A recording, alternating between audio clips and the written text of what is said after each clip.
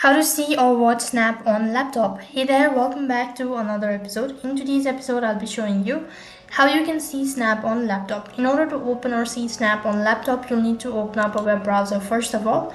And on a web address bar, type in www.web.snapchat.com. This is going to direct you to the official web page of Snapchat. So over here, go ahead and click on login into chat, which is right at the bottom. In my case, I've already received my login details, so I'm automatically logged in.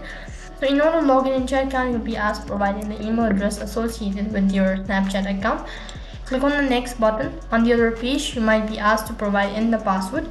So quickly enter in the password associated with this particular account. After that, click on the next button. As soon as you're done entering your password, this is gonna log you into your account. So over here, you'll be asked to whether enable all of these features or not. Just tap on the cross icon if you don't want to go on with this. So in order to open a snap, you need to double click on the chat, and you'll need to double click on the snap and you'll be able to view the snap. So in this way you can view Snap or watch Snap on laptop. That is all for this video. I hope the video was helpful. If it did really help you, make sure to like, share and subscribe to our channel. Thank you for watching. See you in the next video.